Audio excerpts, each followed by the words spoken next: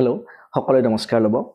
আপোনালোক সকলোৱে নিশ্চয় এখন চিনেমা চাইছে যাৰ নাম আছিল ফিৰ হেৰা ফেৰি আৰু তাত এটা ঘটনা দেখুওৱা হয় য'ত কোৱা হয় যে 21 দিনত নিজৰ ইনভেষ্টমেণ্টৰ টকাটো ডাবল হৈ যাব, মানে 21 দিন মে পেচা ডাবল।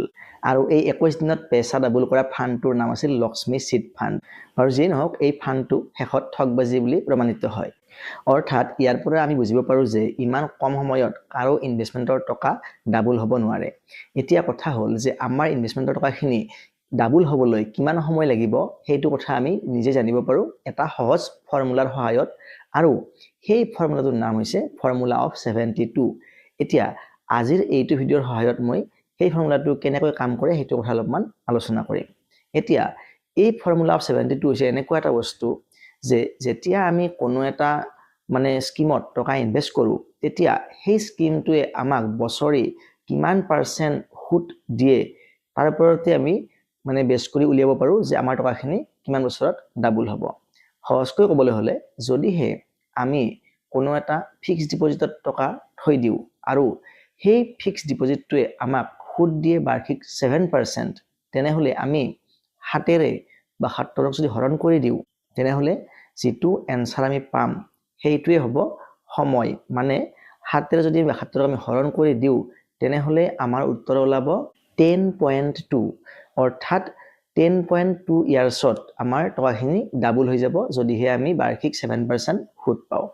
এতিয়া সচৰাচৰ আমি যে বেংকত টকা থওঁ ছেভিংছ বেংক একাউণ্ট, তেনেহ'লে সেই ছেভিংছ বেংক একাউণ্টত আমাৰ বৰ্তমান ষ্টেট বেংক অফ ইণ্ডিয়াই বাৰ্ষিক সুদ দিয়ে 2.5%, আৰু ফিক্সড ডিপজিটত নৰ্মেল যিটো সুদ দিয়ে সেইটো হ'ল 7%, আৰু ছিনিয়ৰ চিটিজেনক সুদ দিয়ে 7.5%।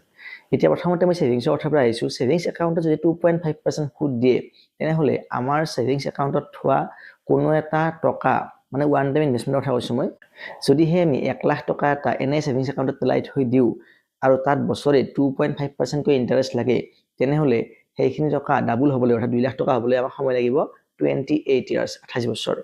আৰু যদিহে আমি 7% ইণ্টাৰেষ্ট ৰেটত এটা ফিক্সড ডিপজিট কৰোঁ তেনেহ'লে সেইখিনি টকা ডাবল হ'বলৈ আমাক সময় লাগিব 10 years। এতিয়া ইয়াৰ পৰা সহজে বুজিব পাৰি যে আমি যিমান কম সময়ত আমাৰ টকাখিনি ডাবল কৰিব বিচাৰোঁ তেনেহ'লে সিমানে আমাৰ ইণ্টাৰেষ্ট ৰেটটো বেছি হ'ব লাগিব। আমাৰ যিবিলাক মিউচুৱেল ফাণ্ড আছে সেই মিউচুৱেল ফাণ্ডসমূহে সচৰাচৰ এভাৰেজ 12% ৰিটাৰ্ণ দিয়ে প্ৰতি বছৰে।